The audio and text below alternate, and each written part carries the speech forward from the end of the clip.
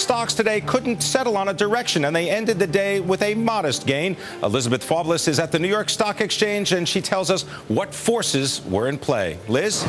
Hello, Pimm. How are you? Well, a lot of back and forth today. Very little conviction, as you mentioned, one way or the other, and a couple of factors at play.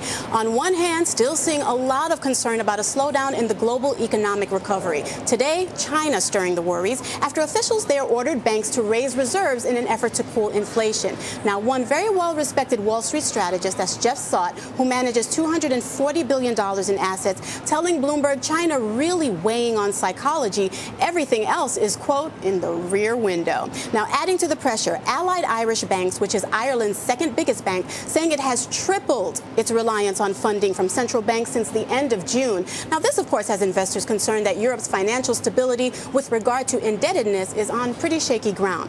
Well, add to that some better than expected corporate profits to the mix from companies like Salesforce.com, offering a glimmer of encouragement, just enough to stem those losses. And take a look at the numbers. Investors really liked what they heard from there. We had the Dow up 22 points and the S&P and the NASDAQ adding 3 points on the day.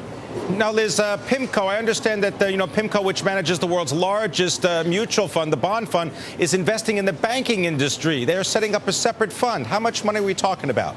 Well, Pimm, how about $1 billion for an eye-popping number? Now, the company is setting up that fund. They're going to be buying distressed bank shares, and they're doing so in order to invest in the real estate trust once these banks are starting to get into the rules that they're being established, because there are certain ratios that the banks have to maintain now after the credit crisis really hit them so hard. So PIMCO, along with several other companies, investing billions of dollars to kind of benefit from the cheap prices of these banking and real estate REITs that are out there right now. So they're not alone. There are other companies that are doing so as well. And PIMCO already having $5 billion, Pimm, invested in that. So we can see a lot more from PIMCO and from other companies investing in these banking real estates.